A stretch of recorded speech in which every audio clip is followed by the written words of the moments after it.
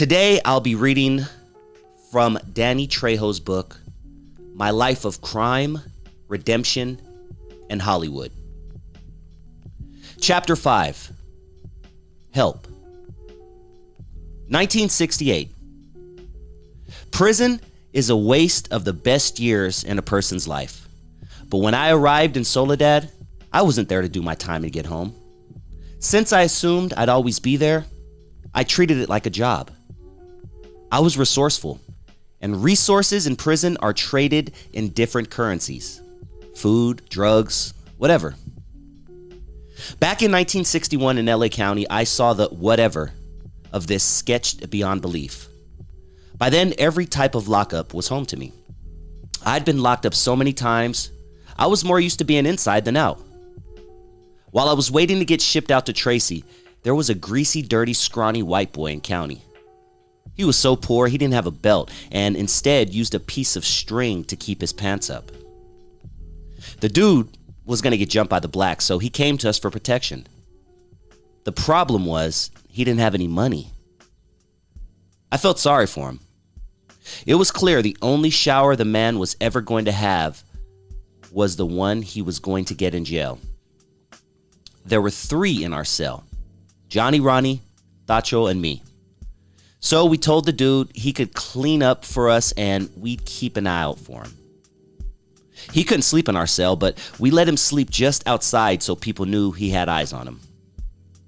A couple of days later, the guy told me he had hypnotic powers and he can get us high.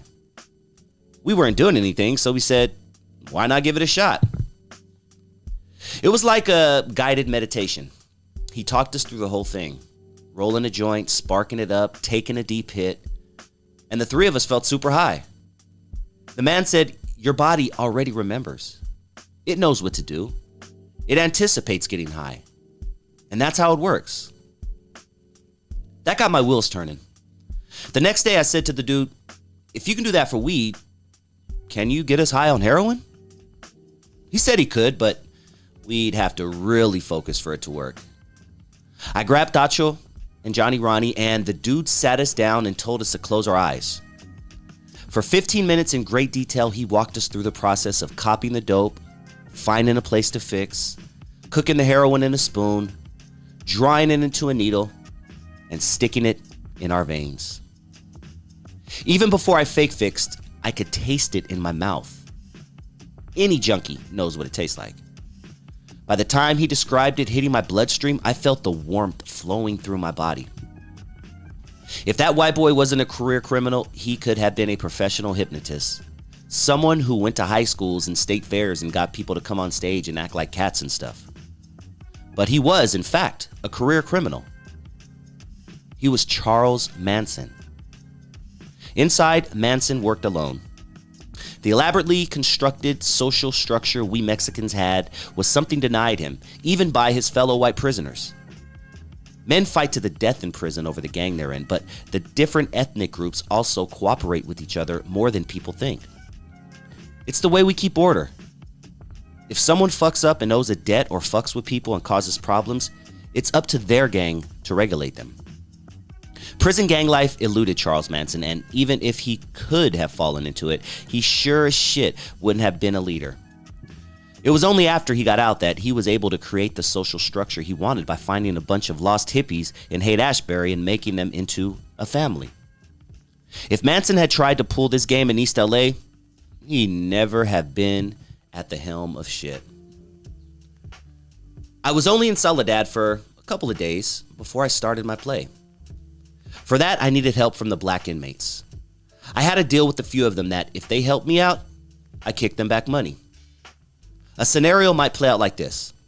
It's lunchtime and I see there are new inmates in the chow hall. The guards direct the new guys to go this way or that, sometimes intentionally sending them to the wrong direction. A young guy might be sent over to a table full of guys of a different race, and I'll know he's a fish because he's already fucked up by listening to the guards instead of going with his own. I approach this person and say, "What's up, Holmes? You all right?"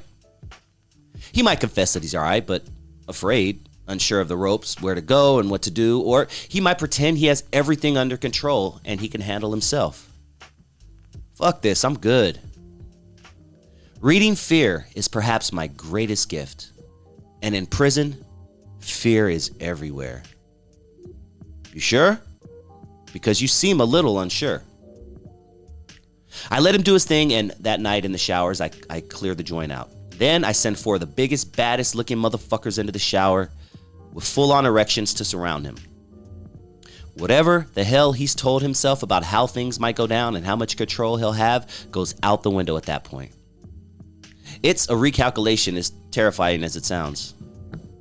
This is where I step in. I look over the four and say, "What's up?" They stare back at me, and we have a standoff that's been prearranged and rehearsed. Acting 101. From the looks on their faces, they appear to be weighing the costs of what's going on. Finally, they appear to relent. All the inmate knows for sure is that I just saved him from the most terrifying situation he's ever been in. Now he's of a different mindset. Now that he knows the consequences of not paying, the only question that remains is how much I can milk him for on a monthly basis. Am I scamming him or doing him a favor? The truth is, whether it came from me or someone else, this is what was awaiting him. He needs structure and protection, or he's never going to survive. This is the world I was in. And again, I was doing it well. Too well. I would cruise up and down the main hallway. We called it Broadway. Doing deals, flagrantly flaunting the rules. I ran into an old timer who said, "Danny, you remind me of me 30 years ago. Just keep going and you'll be in here when you're old, just like me." I had clean underwear, clean socks, custom-made boots. Harry Super Jew Ross had made it to Solidad and finished my chara tattoo. I was wearing too much starch on my clothes, and they were pressed too nice. I was too banero. My cell was spotless. I was seen on the main line doing too much business. As far as they were concerned, I was in too many places far too often. I was calling shots. They pulled what they call an arrastre, an extraction. When the guard asked for my ID, I said, "Fuck, man, come on. You got too much of a good thing going here, Trejo." They pulled me off the main line and transferred me to the north, another part of the prison for inmates who had recently transitioned from youth authority. It housed a bunch of young, dumb fucks who thought they were bad. They couldn't wait to put in work and get noticed by the syndicate or the emerging black guerrilla family or whatever prison gang they hoped to be brought into. I was only 24, but compared to the 18 and 19-year-olds in North, I was an OG with status. I'd already been in Chino, Jamestown, Folsom, and San Quentin. My resume was beyond question. But getting transferred meant that I'd lost my bags and would have to start over again. It took me half an hour to put my stamp down. In the intake line, a kid named O'Connor came up to me and asked if I could help him with some brothers who tried to rape him in Tracy. "Do you draw?" "Every month my friends do too." "Can you get a shank?" O'Connor nodded. I was shooting dope and using pills every day at that point and hadn't had a fix in almost 20 hours. I was kicking, cold, and I felt sick to my stomach. But I thought, fuck it. I have to earn. I'll start here. "Follow me," I said. I knew in a new environment I had to immediately establish who I was and let everyone know the rumors were true. I was the Mexican not to fuck with. As soon as we entered Lesson A, I did a quick scan. "That them?" I nodded towards 4 black inmates standing on a set of stairs across the tier. O'Connor said, "Yeah. Go get it now." I wasn't going in empty-handed. O'Connor had a friend create a distraction for the guard. The kid went to the door and started pointing and screaming like he was nuts. The guard pulled him away and O'Connor took off running to Lesson B, the adjacent cell block. I squatted in front of O'Connor's cell on the first tier and took in the scene. Everyone went back to what they were doing, but they were aware something was brewing. There were Mexicans up on the second tier talking, dudes at tables playing cards, but everyone was on alert. The 4 brothers who'd seen me with the target O'Connor were mad dogging me. Their leader was a thin, muscular punk. O'Connor came running back. "Did you get it?" He nodded and pulled up his shirt. 2 swords were tucked into his pants. That meant a lot. O'Connor was pretty. He was always going to be prey, but not only was he willing to pay me for protection, he was willing to put in the work. I said, "Turn around and let them see you pass me one." He handed me a screwdriver shaved down to a pick.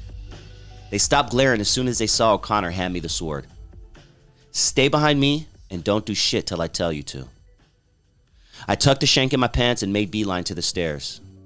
3 of the dudes immediately stepped back. Big mistake. You never take a step back. I went straight for the leader. "You mean this man?" I was in his face close enough to make him feel trapped, far enough away to pull my piece and stick him. "Yeah, we know him from Tracy." His mind was racing. He was scared. He didn't know what move to make or if he could make one at all. In a split second, his expression went from cocky, dismissive, smirky, and hard to one that said, "I might die here." There are 2 kinds of people in the pen: predator and prey. They wake up and choose which one you're going to be every day. This man was a predator. He was a rapist who picked easy targets, probably had since his days in juvenile hall. He did in Tracy for sure. He woke up that morning and decided he was a predator. But so did I. It was his move. Would he fight? Probably not. People don't fight in prison like they show in the movies. They don't square off and throw fists. If you do, you both get in trouble. Even though I've been a boxer since I was 8, I'd much rather stab you 3 times, drop the shank, and walk away. You can block a punch, but you can't block a knife. You don't know him anymore, understand? I wasn't asking a question. I was making a statement. He nodded, but his eyes were darting all over like pinballs. Everyone on the tier was watching. No one except him and his buddies had seen O'Connor slip me a shank. If I see you behind my back or his, I'll kill you. He had 2 choices. He could throw down and make it happen, which was unlikely since he knew I had a sharp as fuck 6-inch screwdriver, or he could back down. He backed down. That decision would stay with him for the rest of his time in the system. It would also be known on the streets. Nothing that goes down inside prison walls isn't known on the streets. He would always be the brother who backed down. Carrying that reputation is the kind of thing that might get him killed down the line, in or outside. There was a white guy in North named Morris who I think liked that I looked out for vulnerable white inmates. That night on his rounds, he was walking by my cell and stopped. I sprang awake. He said, "That was a good move, Trejo," and moved on. In those years, the white inmates weren't as organized as they soon become. Mexican and blacks had their own system that any new Mexican or black inmate, scared or not, would have to fall in line with. Also, in the mid-60s, because of the changing social attitudes, there was pressure on the judicial system to start punishing white kids the same way they had always punished everyone else. With the increase in white convictions, there were a lot of white inmates whose first arrest sent them to prison. They didn't have the benefit of learning the ropes at juvenile hall or YTS. These guys arrived at institutions where they had no connections, were outnumbered, and needed protection. And that combination made for great customers. And I think a lot of the guards, who were predominantly white, of course, were happy that someone was looking out for these guys. A couple of days later, O'Connor got rolled up and sent to Vacaville. The guards had studied his jacket, and soon they seen that he'd been victim of too many rape attempts. All the pretty boys got sent to Vacaville at some point. Nowhere in the California prison system was safe, but Vacaville was safer than Solidad or San Quentin. After O'Connor split, I requested that the guards send me back to Central. Instead, Lieutenant Mesro and Captain Rogers called me into their office. "Trejo, we want you to stay." "I don't think so." We're not asking. There are too many young dumb fucks here. That's why we want you to stay. We think you could help bring some order. Mesro sweetened the offer by telling me I could run the boxing gym. I like the idea. Besides the $16 a month to get paid, I particularly liked the fact the gym was next to the loading dock. I'd have first dibs on everything that came into prison, and I could stash my take in the gym. Captain Rogers stood. Why don't you go back to your cell and have a think about it? When I got back to my cell, I found a half pint of whiskey sitting on my bunk. I'm not saying it was deliberately left there for me, but I'm not saying it wasn't. I took the job. The guards were glad that they had a bully slayer back in North, but I came by it honestly. My uncle hated bullies more than anyone. Gilbert was as bad as they came, but he used to always say, "Fuck bullies." If it was mutual combat with guys who could handle themselves, all bets were off, but he would never punch down or pick on weak, defenseless people. Especially in prison, where there were innocent people everywhere.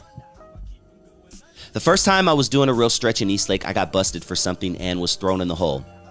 I was classified in G and H, which meant I was in the middle age group that was locked up.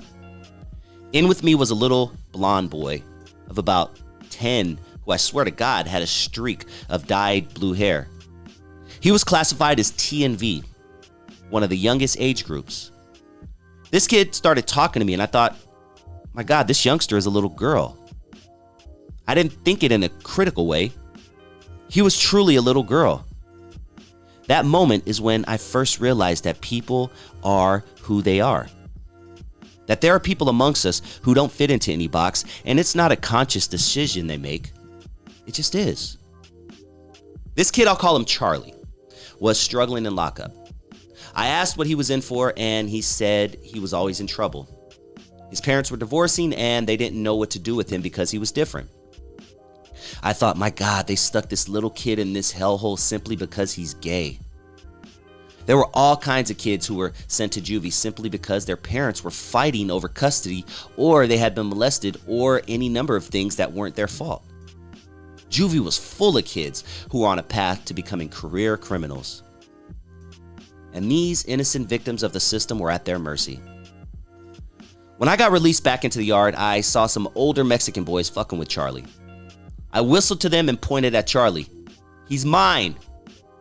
I said even in juvenile hall, saying someone was yours means a lot. It meant you were willing to do what you had to do if someone challenged you to get what was yours. They said, he's yours? I nodded. All right then, Holmes. Word got around that Charlie was protected. Maybe in that instance, I saved a kid from a life-altering event that would have destroyed him. But there were too many Charlies and not enough guys willing to stick their necks out to protect him. I had always been that person for my friends on the outside when I was young. Timmy Sanchez, Mike Schwartz, and Rudy Imamoto come to mind. But the stakes inside there were so much higher than just an ass whooping in a park. Charlie was the first person who really opened my heart to the plight of innocence in the animal factory. But he certainly wasn't the last. Thank you for tuning in to Dusty Vision TV. Please hit that like button if you have not already. And if this is your first time joining the channel and you like what you hear, please hit that subscribe button. And if you enjoyed this video, you just might appreciate this bonus clip I'm about to play for you right now.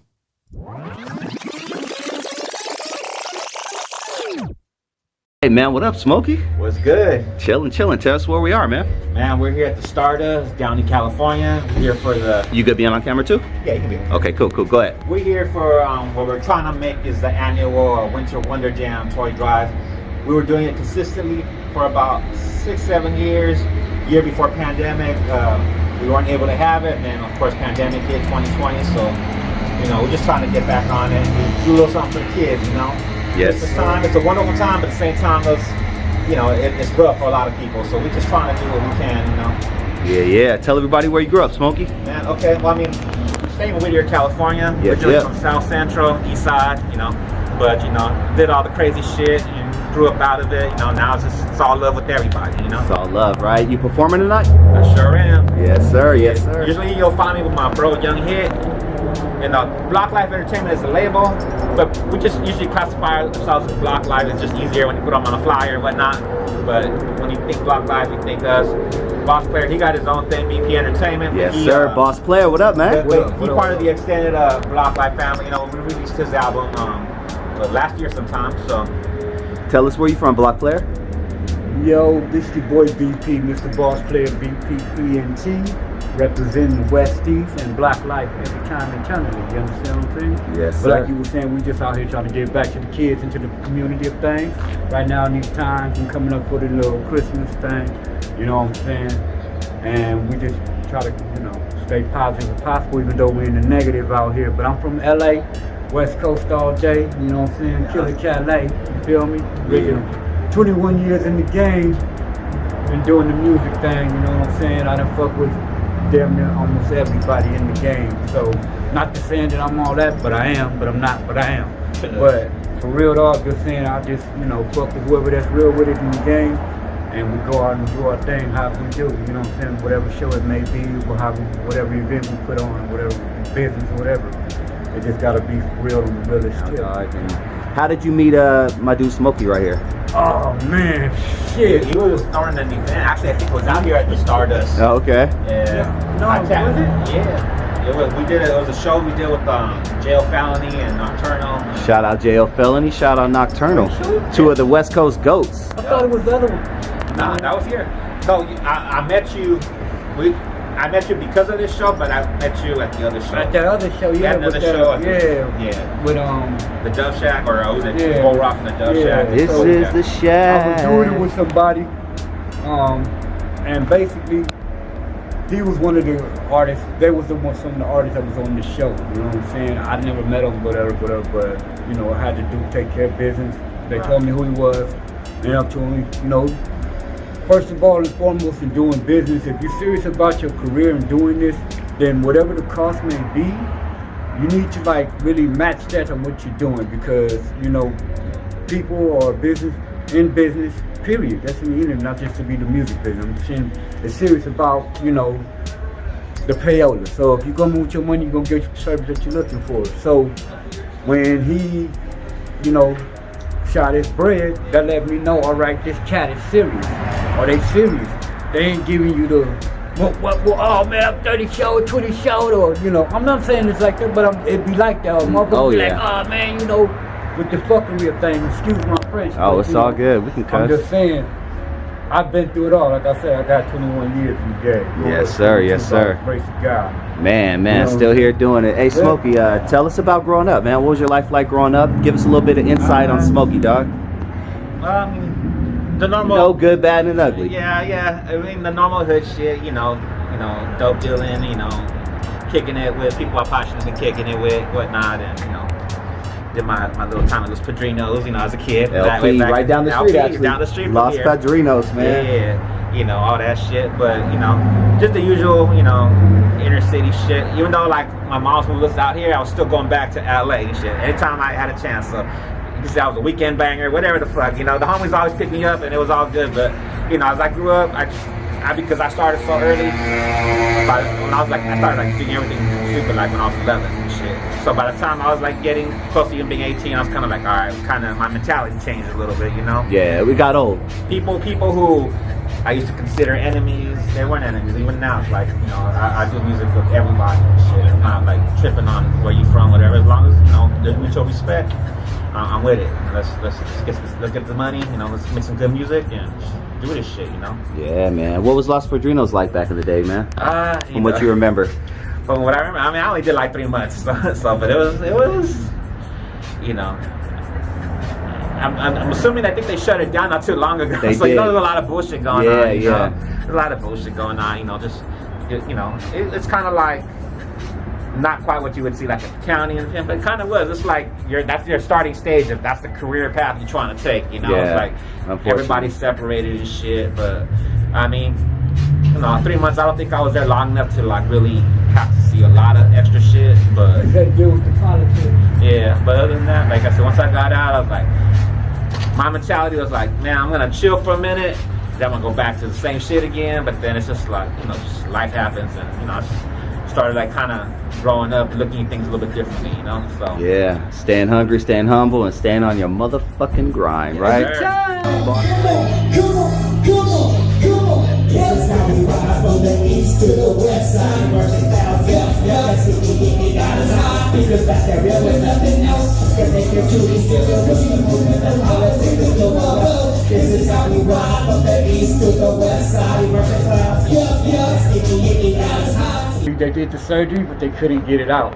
So, mind you, it's right here, somewhere right here. I think it's like right there. Yep, it is right there.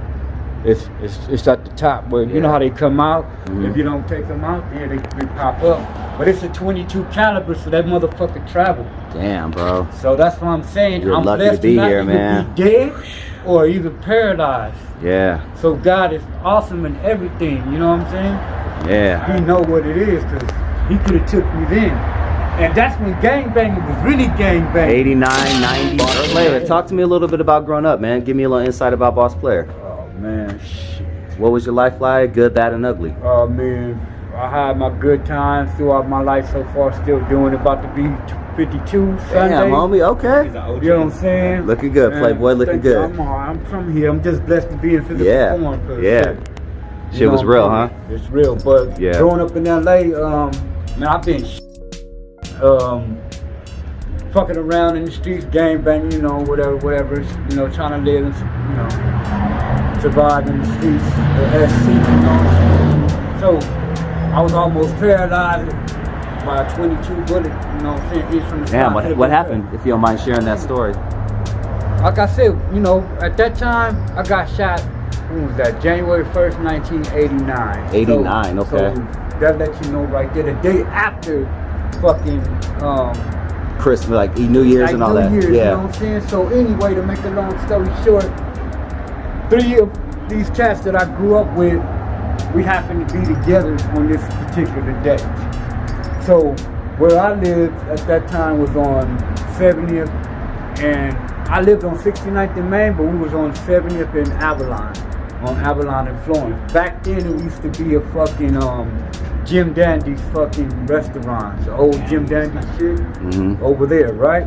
To make another long story short, me and these two individuals are leaving the fucking facility. So as we walking back towards 70th, going this way, a car happened to pull through and park on 71st. So, make another long story short. Nah, keep it going, yeah. I'm just saying the gentleman that implemented the whole plan to try to, kill motherfuckers or at least shoot somebody, ended up creeping behind us, slowly. So, we all high and lit, just got through eating, talking, like, ooh, so we're not paying attention. One of my boys, my boy E, he always used to have a habit of walking every so many steps, and he'll turn around and look, and then he'll, start back walking again. Just at this moment, he did that, and he turned around, and he was like, who is it? So I say, we about like right here, and dude was like right there to where that trash can is at. And that white car right there, the second one, it's like the street to turn on 70th when we were in the direction we were going to. Anyway, we turn around, and he's like creeping, like I said, creeping with the gun. And he was getting ready to shoot. When he got ready to shoot, I got froze. Cause I didn't know what the fuck, and I'm like looking at this fool like, what the fuck? So I got froze, but these fools already took off. Damn. You know what I'm saying? So I'm the last one to really start to run. So this is the trippy part. As I start to run to turn that corner, like I told you, he shot like 3 or 4 times. The last, or either the third one or the fourth one caught me before I fucking hit the fucking the block. Boom! And I'm like, oh, I felt something. I was like, oh, so I kept running to my homie Sandman house, and all his people was there. They're like, oh, what the fuck happened? I said, man, I just got shot. And then, I started, trying to because they say don't panic and all that shit. I was just trying to, you know, get somewhere cool to, you know, right. So they all panicked and shit. I'm like, man, just call the fucking ambulance and just chill. You know what I'm saying? So, man, basically after that, I ended up going to the hospital. They did their little, whatever little well, actually they did the surgery, but they couldn't get it out. So, mind you, it's right here, somewhere right here. I think it's like right there. Yep, it is right there. It's at the top where you know how they come out. If you don't take them out, yeah, they pop up. But it's a 22 caliber, so that motherfucker traveled. Damn, bro. So that's what I'm saying. You're I'm lucky blessed to be not here, either man. Be dead or either paralyzed. Yeah. So God is awesome in everything. You know what I'm saying? Yeah. He know what it is, cause He could have took me then. And that's when gangbanging was really gangbanging. 89, 90s, early Yeah, 90s, come on, gang man. capital of the world, Exactly. LA was, right? In South Central Los fucking Angeles. Yeah. You know what I'm saying? So Yeah. I'm a survivor of that era on to this era. You know what I'm saying? By the grace of God. So I'm just saying, okay, I'm gonna put it like this. To a certain extent of gangbanging, it can be cool to a certain level, but then it can also be, it's like a little bit of positive, but it's more negative than positive. You know what I'm saying? So Camaraderie is what kind of, I think, brings you in, but then sometimes it's like it's your own homies that do you in sometimes. That's the crazy thing. We've been seeing a lot of that more lately and shit. Now it's spoken about. Back then it was always on the down low. Nobody like, you know, oh, the homie did this now, but now it's just shady as fuck. So it's like that's a, you know, to everybody out there, that's a no-go. You know, stay clear and shit. You know, do something more positive with your life. Damn, it's man. no joke. as I say, like he's saying, it's like now, I mean, it's still active out here to certain things, but it ain't as intense and treacherous. 80s and 90s was crazy. Even for a civilian like myself, you know, it was nuts. Homie, LA was crazy. We were upwards of a 94. I think we were upwards of like 2,500 homicides. You know, now comparison, maybe 500-600, which is still kind of fucked up, but it's a whole. But dude, the 90s and it was crazy shit, man. But I'm glad we're here, man. I love your good vibes and everything.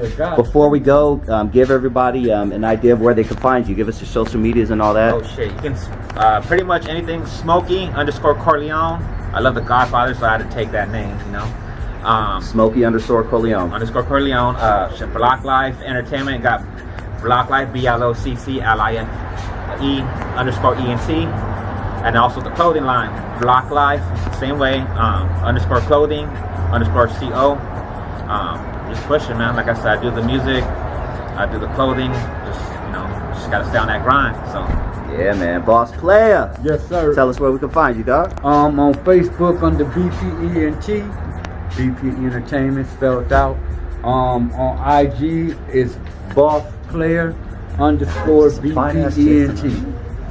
And that's where you can find me. On Twitter, I'm Mr. Boss Player CEO.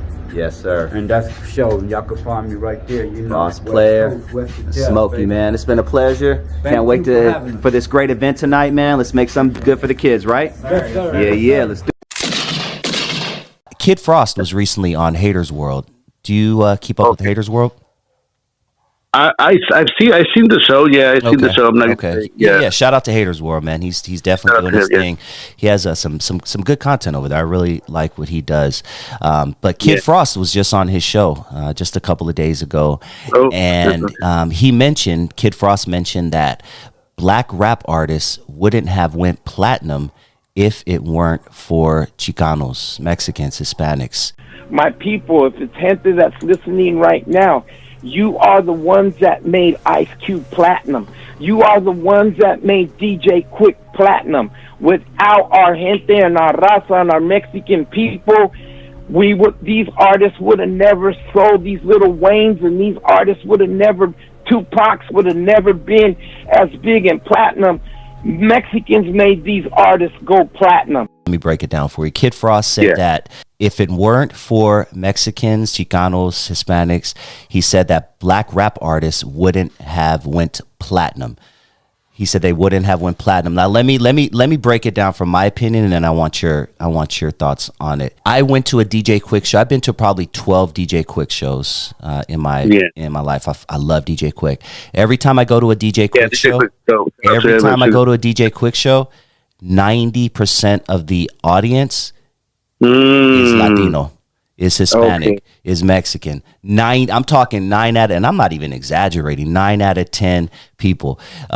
The first time anyone ever told me about NWA, niggas with attitude, the first time someone told me what NWA stood for was my homeboy Ruben Jimenez, Mexican dude.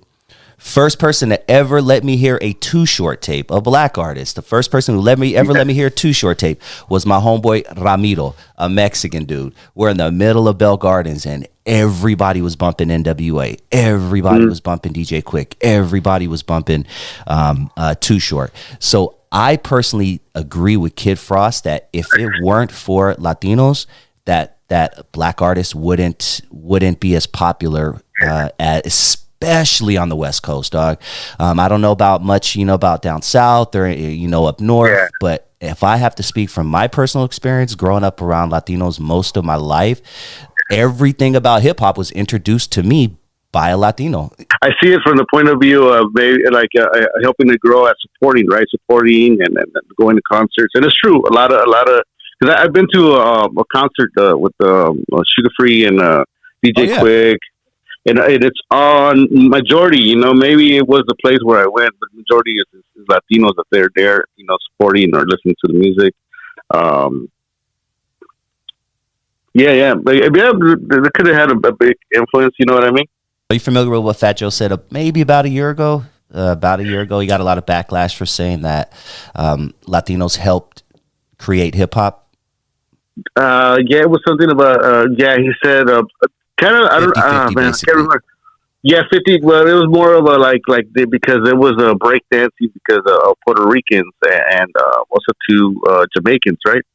Right, yeah, because when people hear hip hop, they only think rapping for some reason. They forget the other 4 elements that hip hop has. You know what I'm saying? And graffiti, breakdancing, MCing, and DJing. I mean, and just knowing New York's background and just talking to people in their 50s and 55, 60, they're like, yeah, dog, like my neighbors were Puerto Rican. My neighbors were, Dominican.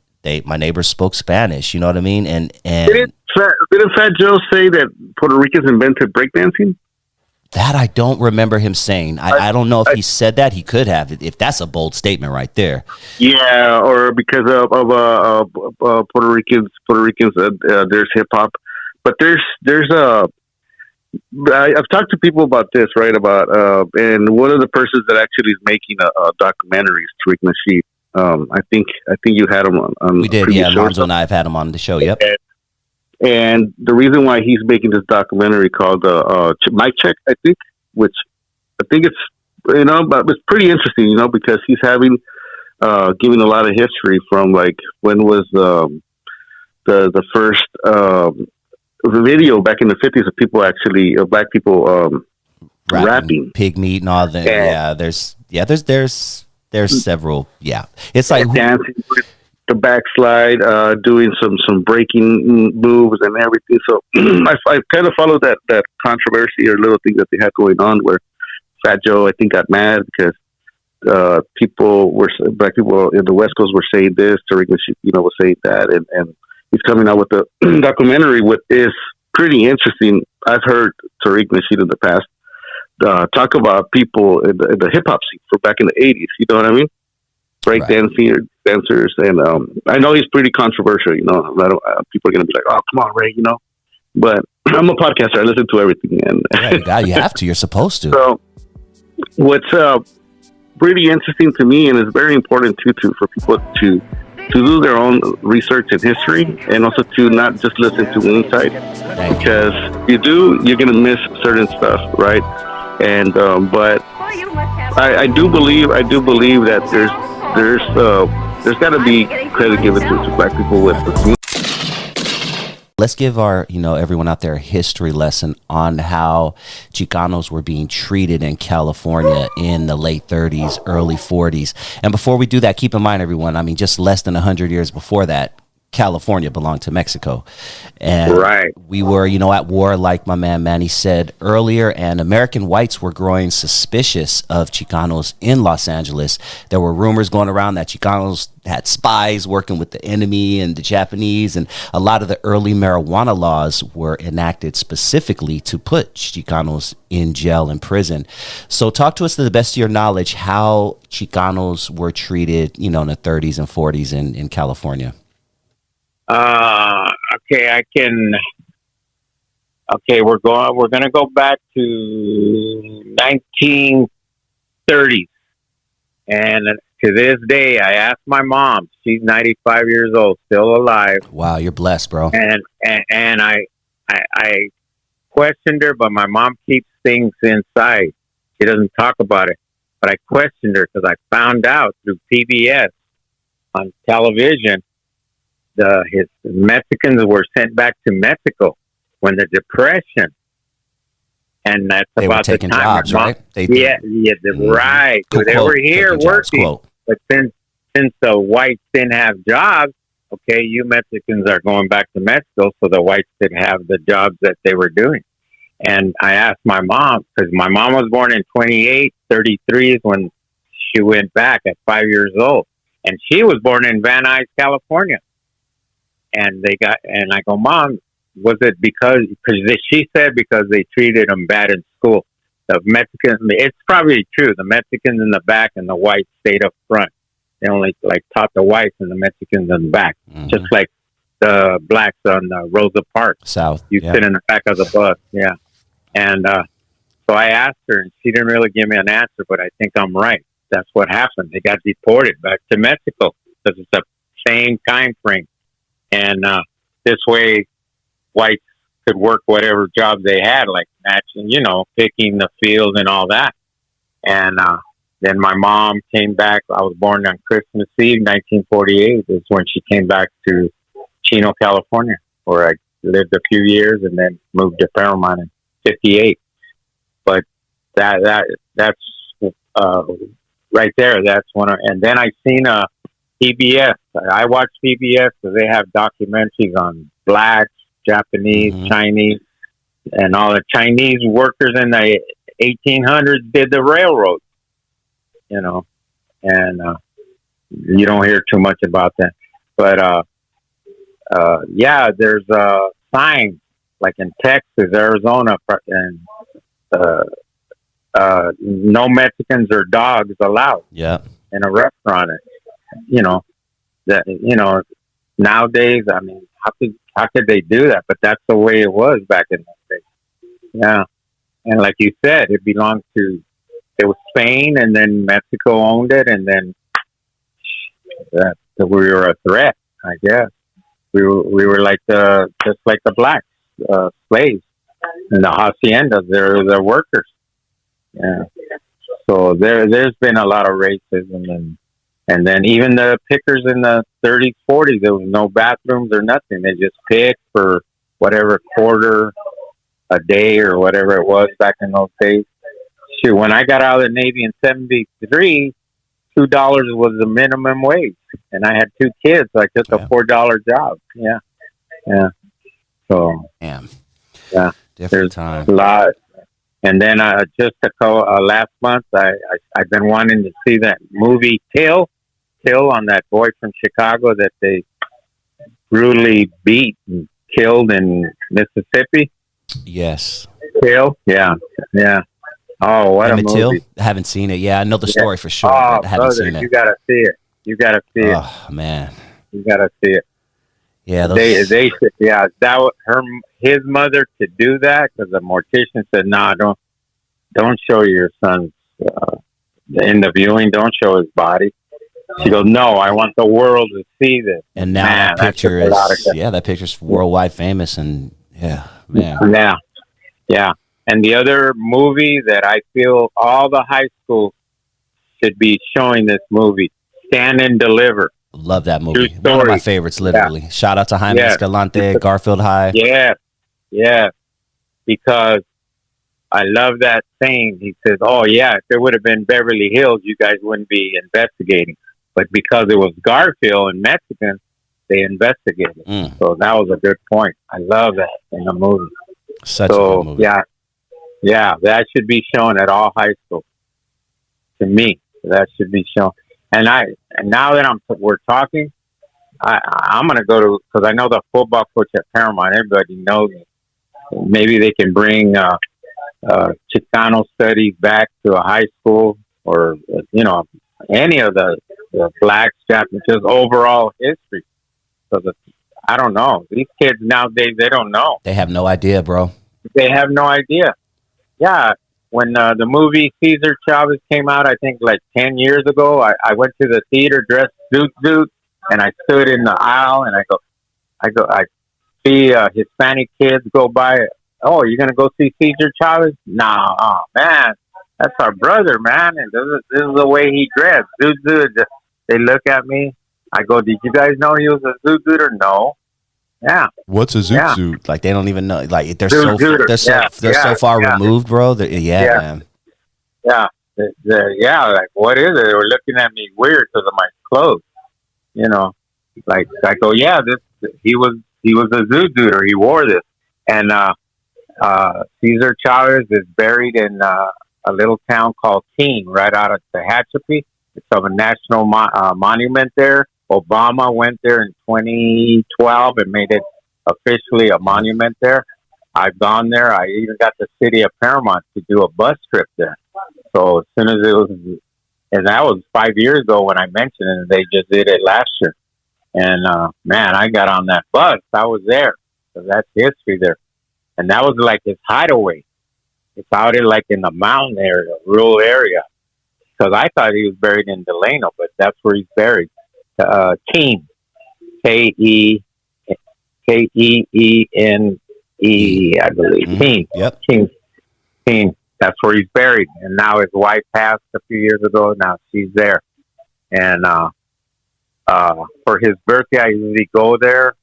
The first time I went, it was like 7-8 years ago. His brother was speaking when I walked in, and after he spoke, he goes, "Man, when I seen you, you brought memories of my brother, Caesar." So he was a zoot-zooter. I'll never forget that. The news media was there.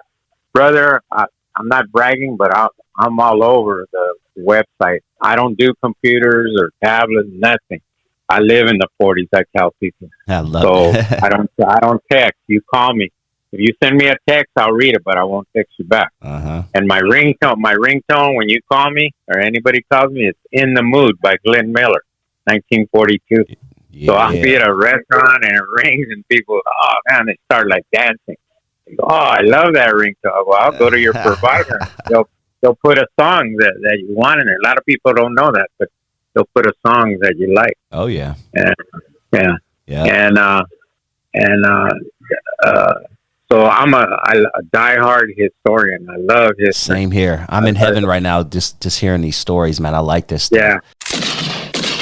I called it. About a year ago, I made a video titled "Mexicans Will Get Reparations Before Black People." Before anybody was talking about it, I brought it up. I saw it coming a mile away. I live in Los Angeles, so I kind of have the front row seat, if you will, when it comes to the migrant situation. I'm 100 miles from the border, so I'm a little more in tune with what is and what has been going on down there. But I called it. Y'all thought I was crazy. In May of 2023, I told you all that Mexicans will get reparations before black people. And here we are. I don't fault the migrants at all. I can't say that enough. I'd come here too if America opened the borders and gave me free money and a place to live. Cities all over the country, mainly liberal Democrat cities are passing bills in the hundreds of millions to give to migrants who are coming to the country. But not $1 has gone to I'm starting to sound like a broken record. I'm going to play a clip from my show last year when I told you guys that Mexicans would get reparations before black people. This is from May 15th, 2023. Shout out to the migrants. Get your money, homie.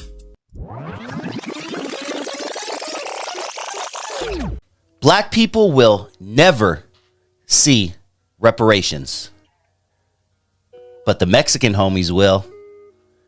Get that money, player.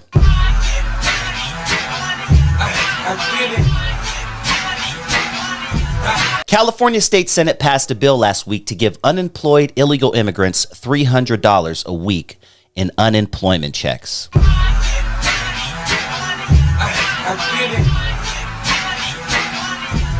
I'm not upset at this. Get that money, playa.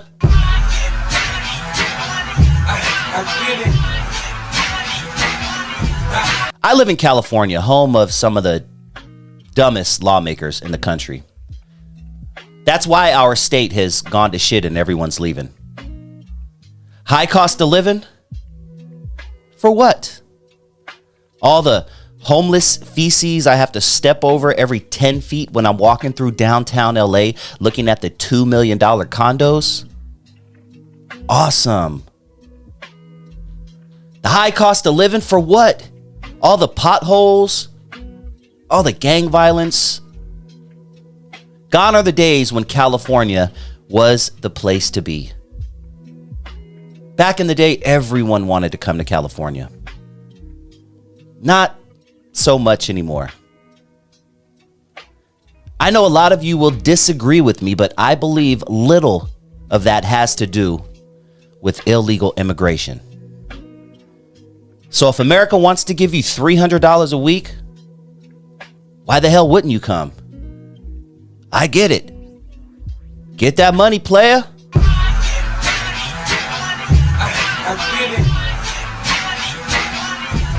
What's going on at the border, though, is really sad and scary on some real shit. Sex trafficking, bodies being found, chopped up and left in suitcases. Drug cartels extorting families. Children left for dead in the desert and in rivers. Slavery. All of this is happening right now at our border. But none of you care. Because Trump isn't president. Remember when everyone was mad at Trump because kids were, quote, living in cages? You guys remember that? Back in 2018, 2019, everybody was in an uproar. Newsflash, there are still kids living in cages at the border, and they are in much worse conditions than they were just 5 years ago when Trump was president. Much worse conditions. You got kids being shipped all over the country, being separated from their parents right now. In 2023. Where's the uproar? Where's all that energy you had back in 2019? Huh? You didn't care about the children. You just didn't like Trump. I'd respect you all more if you kept it real with me. But you won't, because most of you are fake. Now back to the $300 weekly checks for unemployed illegal immigrants. This is all for votes, guys. The black vote used to be the number one vote Democrat politicians went after. Everyone wanted the black vote. Not so much anymore. Get to the back of the bus, nigga! There are other groups with a much bigger voice right now, and we need to tend to them.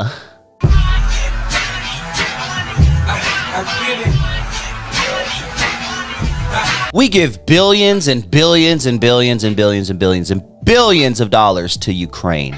So how can I get upset when we give free money to unemployed illegal immigrants? Get that money while the getting is good.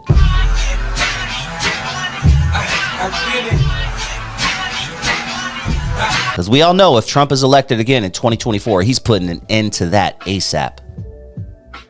Now, my next comment has nothing to do with illegal immigrants. It's just a thought I'm having while we're conversing.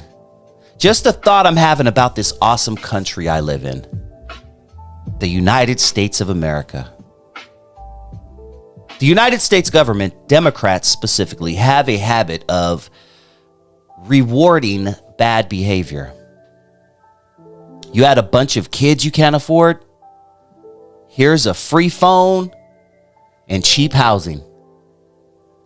Hey, you're hooked on dope? Here, go to this place and we'll give you free syringes and crack pipes and just have a blast. You lost your job, but you don't really feel like